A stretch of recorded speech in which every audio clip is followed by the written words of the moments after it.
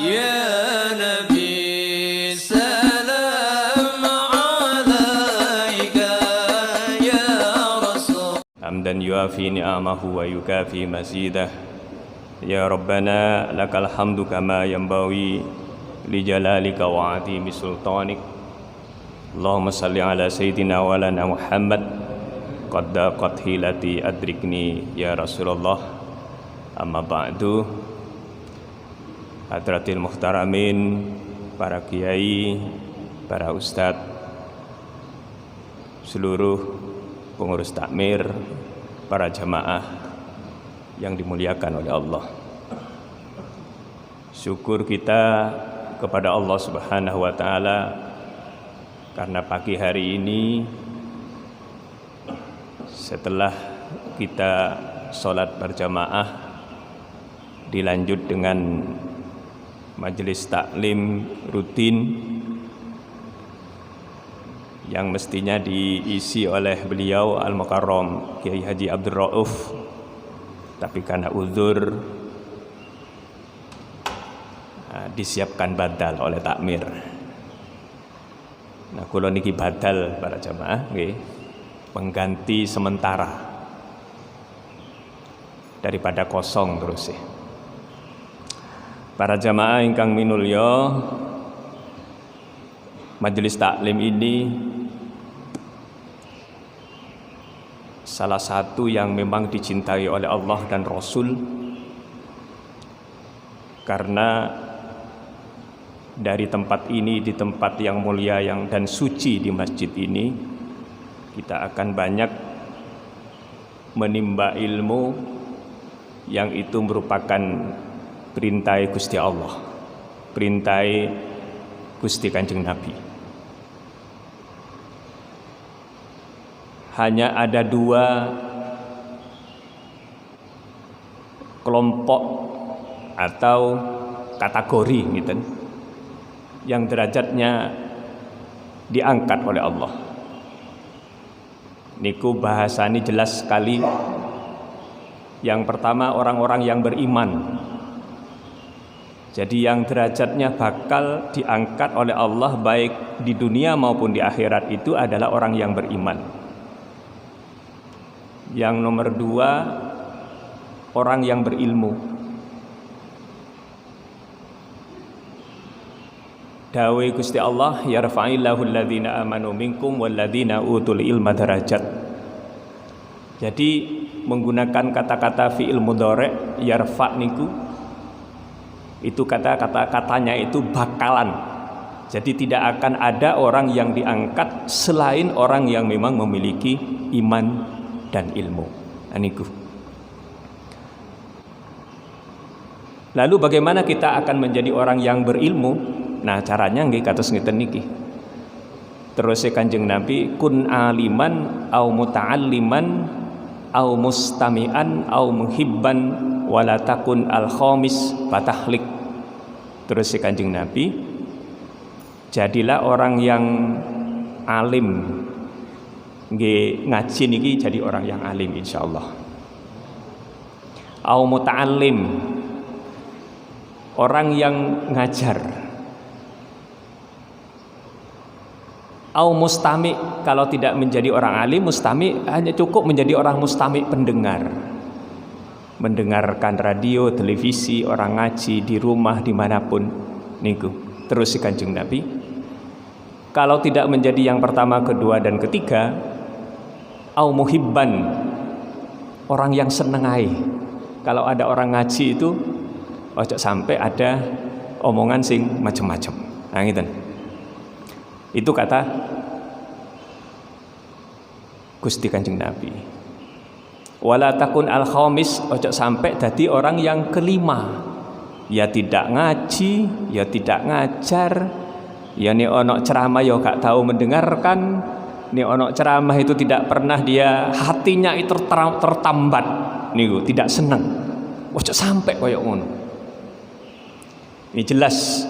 Jadi yang diangkat derajat di kali Gusti Allah adalah orang-orang yang berilmu dan beriman, bukan yang lain. Jadi kalau tidak masuk orang yang berilmu dan beriman, tempatnya niku bukan tempatnya di sisi Allah dan Nabi. Ngiten, kira-kira ngiten.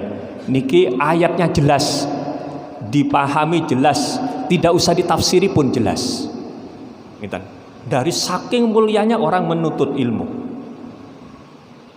Dalam hal ini ilmu agama. Ada juga sebuah makalah para jamaah, annasu halka illal alimun. Terus si Imam Al-Ghazali, manusia itu bakalan rusak hancur illal alimun, kecuali orang-orang yang berilmu. Bakalan rusak orang-orang itu semuanya kecuali orang-orang yang berilmu. Wal alimuna halka illal amilun. Orang yang berilmu juga bakalan rusak kecuali orang yang mengamalkan ilmunya. Pinter gak dilakoni. Nah niki bakalan juga rusak. Kemudian yang ketiga, wal amiluna halka illal khalisun. Wong sing ngamalno ilmu itu juga bakalan rusak. Illal khalisun, kecuali orang-orang yang ikhlas.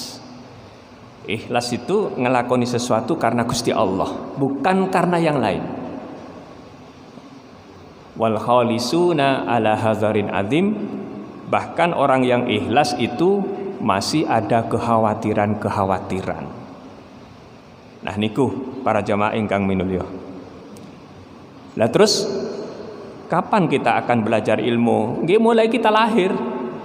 Ngantos kita dipanggil kali Gusti Allah. Jadi tidak ada yang namanya Islam itu mengajarkan hanya masih anak-anak remaja. Jadi selamanya, walaupun sepah, walaupun sudah tua, nah niki dianjurkan untuk selalu taklim belajar. Nah niku mungkin para jamaah pernah membaca berita tiga hari terakhir ada seorang sarjana niku lulus S1 niku umure 80. Wah niki pun tua Pak nggih. Ada bapak-bapak yang umurnya 80? Nggih. Wonten nggih? Wah niku kira-kira seumuran abah niku kira-kira. Nggih. Ada juga 80, subhanallah. Niku baru selesai S1. Baru kuliah lulus. Nah kalau Pak Haji Sidi ini kan masih umurnya masih seger, nah, masih jauh. Makanya masih dikasih kesempatan oleh Allah. Minal mahdi ilal lahdi. Jadi kalau kita mengenal yang disebut dengan sebelum munculnya konsep long life education, pendidikan seumur hidup, Nabi niku sudah membuat semacam konsep ngaji belajar itu minal mahdi ilal lahdi. Para jamaah ingkang minulya, ini pengantar. Ini hanya mas pengantar.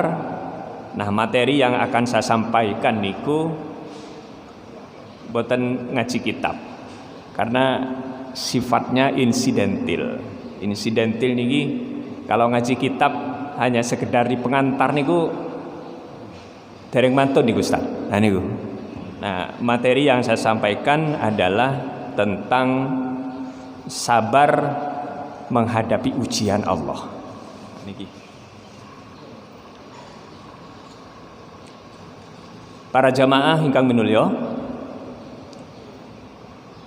Allah dawuh di dalam Al-Qur'an surat Al-Baqarah ayat 155. A'udzubillahi minasyaitonirrajim. Bismillahirrahmanirrahim. Walanabluwannakum bisyai'im minal khaufi wal ju' wa naqsim minal amwali wal anfus was samarat wa basyiris sabirin. Surat Al-Baqarah ayat 155. Terus Gusti Allah, niscaya aku uji kalian semuanya.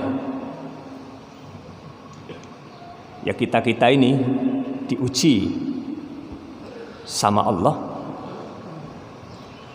Dari apa? Minal khauf, dari rasa takut. Nah, kalau di kitab-kitab tafsir pengertian takut niku luas. Takut mati, takut miskin, takut sakit, takut kehilangan istri, takut kehilangan anak, dan seterusnya sampai kepada takut yang namanya terjadinya kiamat. Jadi kita diuji oleh Allah dengan rasa takut. Walju, dan miskin, lapar, rasa lapar, miskin. Wa naqsi minal amwali wal anfus, dan kekurangan harta dan jiwa. Di PHK, usahanya macet, niku termasuk. Wal anfus, kekurangan jiwa, kurang percaya diri, kurang yakin, kurang mantap. Nah niku diuji oleh Allah. Rasa was-was niku diuji Allah. Wasamarot, dan buah-buahan, petani niku diuji, yang asalnya hasilnya 1 ton, 1 hektar 5 ton, tahu-tahu jadi 2 ton, 3 ton, bahkan cuma 1 ton. Niku diuji. Wabasiris sabirin, dan sampaikan kabar gembira itu pada orang-orang yang sabar. Para jamaah yang dimuliakan oleh Allah, jadi kita ini semuanya pada diuji oleh Allah. Kita semuanya kita diuji. Nah, ujian itu para jamaah ada kalanya lulus, ada kalanya tidak, ada kalanya lolos, ada kalanya tidak. Nah, persis seperti anak-anak kita, cucu-cucu kita ketika mereka sekolah, ketika diuji itu ada kalanya naik kelas, lulus dengan predikat yang memuaskan. Tapi juga ada yang memang mereka tidak lulus, tidak lolos, berada di tempat atau naik kelas. Nah niku, para jamaah yang dimuliakan oleh Allah, monggo sambil diminum. Saya juga mau minum ini.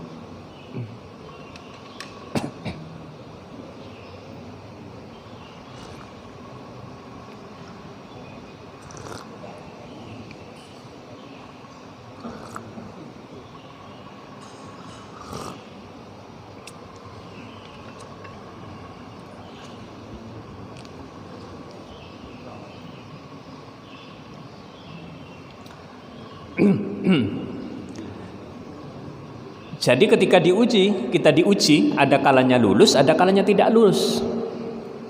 Gitu. Nah,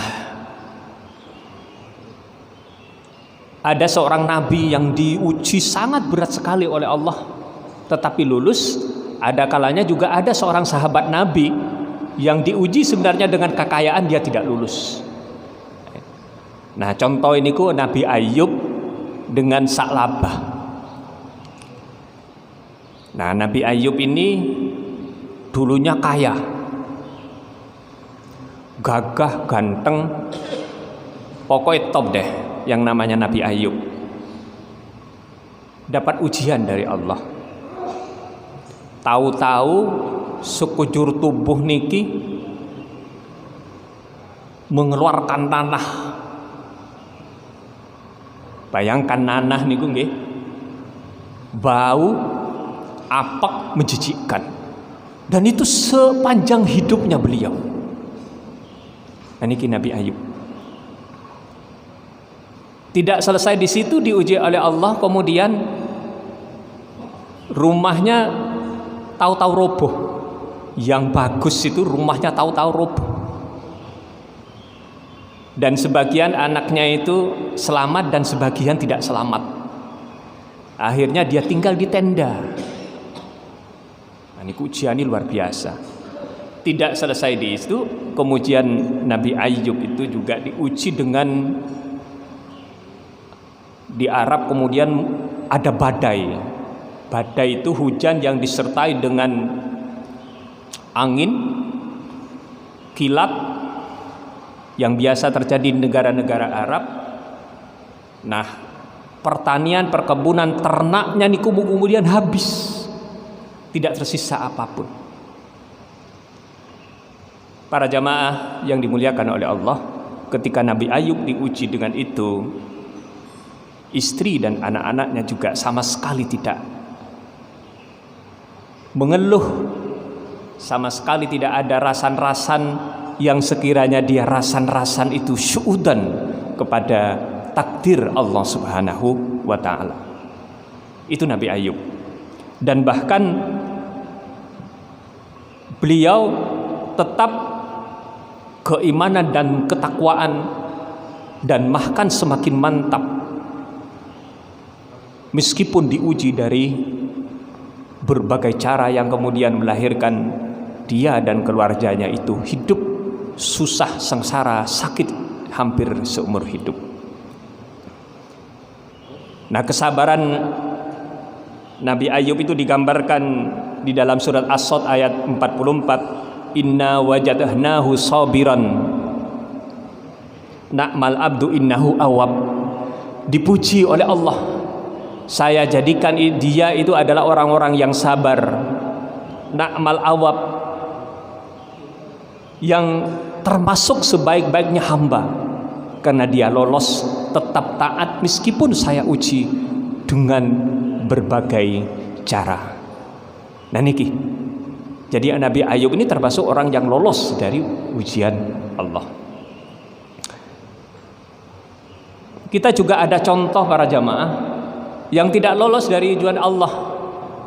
Kita mengenal sahabat Nabi yang namanya Abu Sa'labah. Orangnya miskin, tidak punya apa-apa, datang kepada Nabi berkali-kali mohon didoakan supaya dia menjadi orang yang kaya. Datang kepada Nabi, ya Nabi, mohon aku didoakan Nabi agar saya menjadi orang yang kaya. Dijawab oleh Nabi, jangan Sa'labah, nanti kalau kamu kaya, ujianmu semakin banyak, bisa-bisa kamu jauh dari Allah dan Rasulmu. Tidak ya Nabi, tidak, saya akan semakin dekat dengan Allah. Berkali-kali datang kepada Nabi, akhirnya kemudian Nabi luluh, akhirnya mendoakan seorang sahabat yang bernama Sa'labah itu. Para jamaah, ketika kemudian didoakan, ternyata benar usahanya, ternaknya semakin hari semakin berkembang. Asalnya 1 jadi 2 jadi 10 jadi ratusan bahkan ribuan. Namun apa yang terjadi? Justru Sa'labah ini ketika sudah banyak ternak, kekayaannya banyak, sudah jarang ke masjid dan bahkan tidak pernah datang ke masjid. Jauh dengan Nabi, jauh dengan Allah. Ketika ada seorang sahabat datang kepada Sa'labah untuk minta infak, sedekah dan jariyahnya dan zakatnya, justru dia mengatakan, ini tidak ada hubungannya dengan Nabi, dengan Allah, dengan Islam. Ini usahaku. Para jamaah yang dimuliakan oleh Allah, ini digambarkan di dalam surat Ali Imran. Ngapunten, di surat At-Taubah ayat 75-77 diilustrasikan oleh Allah terhadap akhlaknya orang yang tidak lolos ujian Allah yang bernama Sa'labah. Disindir kalian Gusti Allah. Wa minhum man ahadallahu lain atana min fadlihi lanasaddaqanna wa lanakunanna minas solihin falamma atahum min fadlih bakhilu wa tawallau wa hum mu'ridun. Terus Gusti Allah, ana wong yang minta kepadaku dan berkali-kali akhirnya aku kasih, katanya Allah. Tetapi ketika saya kasih orang tersebut, justru dia ingkar dan jauh dariku. Jamaah yang dimuliakan oleh Allah, itu kira-kira cerita sak labah nggih, yang tidak lolos ujian dari Allah. Jadi ada yang lolos, ada yang tidak lolos. Nah itu. Jadi sesungguhnya para jamaah semuanya, kita ini sedang diuji oleh Allah. Apapun yang kita miliki, apapun yang kita hadapin, sesungguhnya tidak lepas dari ujian Allah Subhanahu wa taala. Para jamaah yang dimuliakan oleh Allah, di akhir ayat 155 itu kemudian ditutup dengan sebuah ayat, wabassiris sabirin. Berikanlah berita gembira pada orang-orang yang sabar itu. Nah, niku.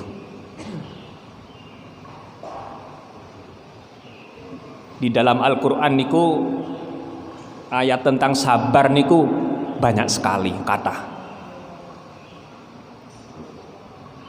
Apa itu sabar itu?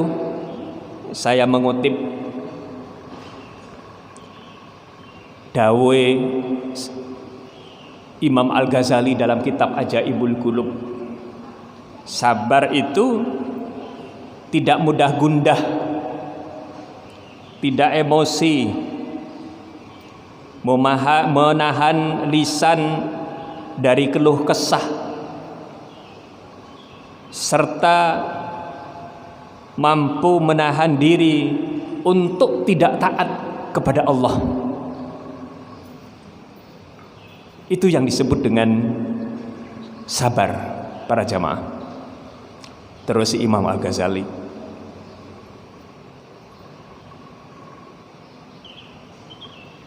apa saja sabar itu? Nah, dilanjutkan dalam keterangan berikutnya, sabar itu setidaknya ada 5 hal. Terus Imam Al-Ghazali, sabar dalam permasalahan dunia, sabar mampu mengelola diri di dalam persoalan-persoalan dunia yang sangat rumit dan sangat kompleks. Nah niku, yang sangat rumit dan sangat kompleks. Nggih, ngurusin pekerjaan, ngurusin keluarga, langitan Bang nggih. Ngurusin tetangga, ngurusin RT, RW, bahkan ngurusin organisasi dan segala macamnya, dan itu sangat dinamis sekali, macam-macam. Ada kalanya suka, tidak suka, susah, senang, macam-macam. Itu sabar di dalam menghadapi sedaya niku. Yang nomor kalih, sabar dalam hal mengelola hawa nafsu. Para jamaah yang dimuliakan oleh Allah, akal dan nafsu itu menjadi penting dalam kehidupan manusia. Tidak mungkin tidak ada nafsu, karena nafsu itu yang kemudian orang bisa kemana-mana. Kita bisa punya istri, punya anak, punya pekerjaan karena nafsu itu. Nah, tetapi bagaimana kita bisa sabar menghadapi nafsu itu? Di dalam Al-Quran itu dijelaskan setidaknya ada 3 jenis nafsu. Pertama, nafsu ammaroh. Nah, nafsu ammaroh niku adalah nafsu yang memang ngajaknya kepada hal-hal yang negatif. Negatif terus niki yang ammaroh niku. Ngajake sing gak seneng-seneng. Macam-macam. Nah niki. Kemudian di dalam yang kedua yang disebut dengan nafsu lawamah. Nah, nafsu lawamah ini adalah nafsu yang selalu mencela diri. Mencela diri itu orang yang selalu menyesali. Lapo uripku koyok ngene iki, lapo oleh bojo koyok ngene, lapo anakku koyok ngene iki. Ini adalah nafsu, para jamaah, hanya mencela diri. Nah niku. Nah, kemudian yang ketiga yang disebut dengan nafsu mutmainnah. Nah, nafsu mutmainnah ini adalah nafsu yang tenang, yang selalu mengajak kepada hal-hal yang sae. Nah niku, ini adalah yang disebut dengan nafsu mutmainnah. Kemudian yang ketiga adalah sabar dalam berjuang di jalan Allah. Nah, dalam berjuang di jalan Allah niku kita harus sabar. Nah, ngurusin apa mawon. Nah, lebih-lebih ngurusin kados RT, RW, masjid. Wah niki kudu sabar. Nek boten sabar kadang-kadang nggih beresiko. Nah, napa kok sabar? Nggih, karena sering kali niku setidaknya kalau sudah ngurusin agama, urusan agama niku tantangan ini niku kathah. Niku, cobaan ini niku semakin banyak. Mulai dari tantangan dari diri sendiri, rasa malas, aras-arasen, egois, menangi dewe, dan seterusnya. Itu adalah tantangan-tantangan. Itu adalah bagian dari sabar di dalam berjuang di jalan Allah. Nah niku. Jadi kita harus sabar. Wa basyiris sabirin. Berilah kabar gembira pada orang-orang yang sabar. Nah makanya sabar yang ketiga itu adalah sabar ketika kita berjuang di jalan Allah. Kemudian yang keempat adalah sabar dalam pergaulan hidup dengan manusia. Nah niki digambarkan di dalam surat Ali Imran ayat 36. Ketika kita sudah beribadah kepada Allah, maka kemudian tugas kita tidak selesai hanya sekedar beribadah kepada Allah, tetapi setidaknya ada 7 kewajiban kita.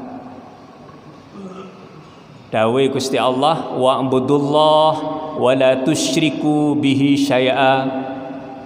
Beribadah kepada Allah dan jangan menyekutukannya.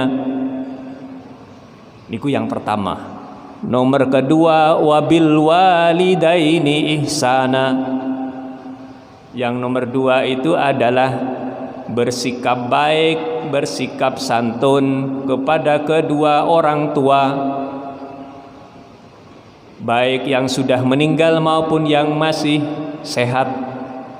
Dan bahkan kepada orang tua tidak boleh mengatakan kata-kata uff wala taqul lahuma uffin. Nah niki tidak boleh. Ada orang yang bertanya, mahasiswa kula, kenapa Ustadz, Pak, kok tidak boleh mengatakan uff? Saya sampaikan, awakmu sik durung dadi wong tuwa. Nek dadi wong tuwa baru ngerasakno. Karena ketika kata-kata itu muncul pada diri kita sebagai orang tua, dari anak kita yang kita sayangi, yang kita cintai, yang kita rawat dari kecil ngantos ageng, itu ibarat bom duar bagi kita. Leres tabotan Pak? Nggih. Anak-anak kita ketika ada kata-kata yang kemudian menyakiti kita hanya dengan kata-kata itu ibaratnya bom yang bisa ketika orang kena bom niku apa yang terjadi, kaget. Nik pun sepa-sepa itu bisa-bisa jantung itu langsung pedot.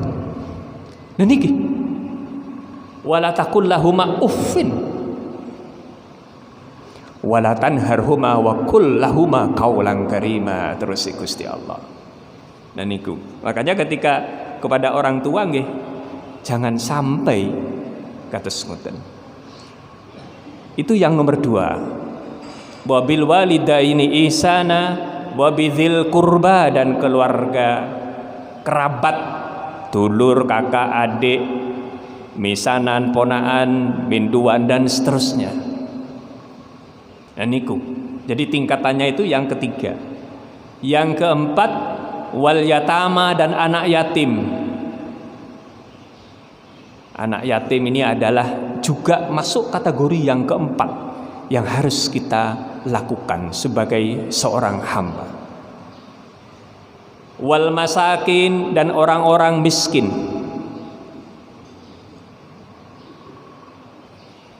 Yang kelima, wal jari dzil qurba,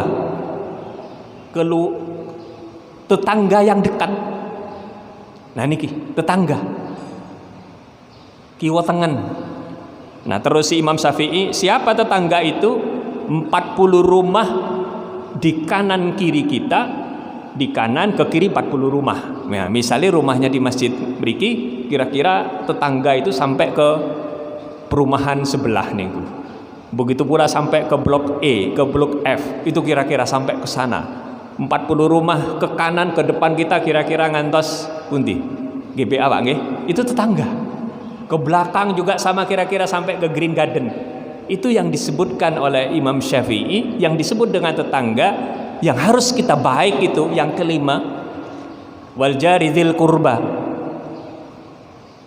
Nah niku wal jaril jambi, dan juga ke tetangga jauh. Nggih. Wal jaril jambi wal jardil bil jambi, juga ke wasahib bil jambi. Sahib itu teman yang juga jauh. Nah biasanya di organisasi, di tempat kerja. Nah niku itu yang nomor 7 yang harus kita lakukan sebagai seorang muslim. Wabni sabil dan ibnu sabil niku para jamaah ingkang minulya yang dimuliakan oleh Allah, tentang kewajiban-kewajiban kita kepada sesama muslim sebagai bagian dari pergaulan kita sesama manusia. Para jamaah yang dimuliakan oleh Allah, 10 menit lagi ngantos tulu nggih.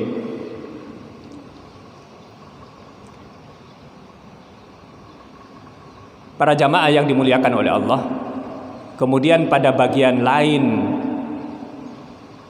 ketika kita ini sudah menjadi orang yang sabar, dijelaskan oleh Allah, ya ayyuhalladzina amanu sabiru wasabiru warabitu wattaqullaha la'allakum tuflihun wasta'inu bis-sabri was-shalah innallaha ma'as sabirin. Innallaha ma'as sabirin, Allah itu bersama dengan orang-orang yang sabar. Sabar sing kula wau niku, 4 aspek kula wau niku. Apa pengertiannya innallaha ma'as sabirin? Allah bersama dengan orang-orang yang sabar. Kita bisa membandingkan ketika ada seorang presiden, perdana menteri, raja, orang dekatnya.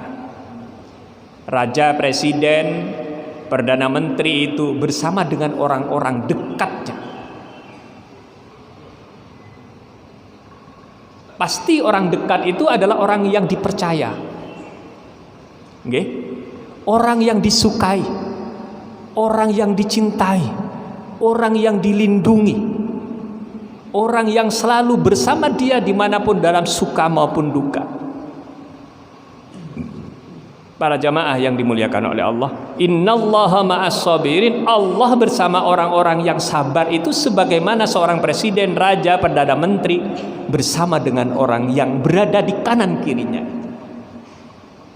Ketika kita lolos dari ujian kesabaran itu, ketika lolos dari ujian Allah, wabasyiris sabirin, berilah kabar gembira pada orang-orang yang sabar itu. Kira-kira seperti itu. Ketika kita sudah masuk pada orang-orang yang sabar, insya Allah kita akan menjadi orang-orang yang dicintai, disukai bersama Allah dalam keadaan suka dan duka, karena kita lolos dari ujian Allah. Yang terakhir, lalu bagaimana kita menjadi orang sabar? Carane niku, kata carane. Pertama, di dalam melakukan sesuatu itu luruskan niatnya karena Allah, bukan karena yang lain. Innamal a'malu binniyat wa innamal likulli imri'in ma nawa. Jadi ketika diniati sesuatu karena Allah, maka selain Allah ini menjadi nomor sekian. Bismillah. Jadi ketika melakukan sesuatu, bismillah. karena Allah. Nah niku latihan menjadi orang yang sabar. Yang nomor 2, jangan lupa zikir, sholat, baca Al-Quran. Ala bizikrillah tatmainnul qulub. Dengan zikir kepada Allah, hati akan menjadi tenang. Wa nunazzilu minal Qur'an ma huwa syifaa'un wa rahmatun lil mu'minin. Allah menurunkan Al-Quran itu sebagai obat bagi kita semuanya dalam rangka untuk melatih kesabaran. Kemudian yang nomor 3, kita juga harus perbaiki pergaulan para jamaah. Pergaulan kita diperbaiki. Terus Kanjeng Nabi, ini dawuh Kanjeng Nabi nih. Kalau kalian itu kumpul dengan orang yang bau minyak wangi, ya pasti kemungkinan bau dari orang tersebut itu kamu juga akan kena, entah itu di badan maupun di bajunya. Tetapi sebaliknya ketika kamu kumpul dengan orang yang pandai besi, ya tentu rasa apeke mambuni asap itu ya pasti kena juga, ada kemungkinan kados ngoten niku. Itu dalam rangka untuk melatih dan sekaligus melatih diri kita akan menjadi orang-orang yang sabar. Kemudian yang kelima, ini bicara sesuatu yang baik atau kita diam. Terus Kanjeng Nabi falyakul khairan au liyasmut, ngomong sing apik-apik, sing jujur atau diam mawon. Nah ini luar biasa niki. Ini melatih kita menjadi orang yang sabar. Kemudian yang terakhir adalah kita tawakal kepada Allah. Serahkan seluruh hidup kita hanya untuk Allah, bukan untuk yang lain. Nah sebagaimana doa-doa kita setiap saat 5 kali minimal dalam satu waktu, inna sholati wa nusuki wa mahyaya wa mamati lillahi rabbil alamin. Itu yang sering kita baca setiap hari. Sesungguhnya sholatku, ibadahku, matiku, hidupku hanya untuk Allah. Harus mantap di dalam hati ketika sudah sampai kepada doa itu Pak. Ketika kita sholat yang kita baca 17 kali dalam sehari, doa-doa inna sholati wa nusuki wa mahyaya wa mamati lillahi rabbil alamin. Mari kita berdoa kepada Allah, mudah-mudahan kita termasuk orang-orang yang sabar. Demikian kurang lebihnya mohon maaf. Wallahul muwafiq ila aqwamit thoriq. Wassalamualaikum warahmatullahi wabarakatuh. Mari kita akhiri dengan doa. Bismillahirrahmanirrahim. Alhamdulillahirabbil alamin, hamdan syakirin, hamdan na'imin, hamdan yuafi ni'amahu wa yukafi mazidah. Ya Rabbana lakal hamdu kama yanbaghi li jalalika wa 'azimis sultanik. Allahumma ighfir lana dzunubana wa liwalidayna warhamhuma kama rabbayana shighara. Allahumma barik lana fi hayatina wa barik lana fi umrina wa barik lana fi ulumina wa barik lana fi abnaina wa barik lana fi rizqina wa sahhi ajzatana wa hdina subulas salam. Allahumma htim lana bi husnil khatimah wa na'udzubika bisyu'il khatimah. Rabbana taqabbal minna innaka antas samiul alim wa tub alaina innaka antat tawwabur rahim. Rabbana atina fid dunya hasanah wa fil akhirati hasanah wa qina adzabannar. Walhamdulillahi rabbil alamin. Al-Fatihah. Yeah.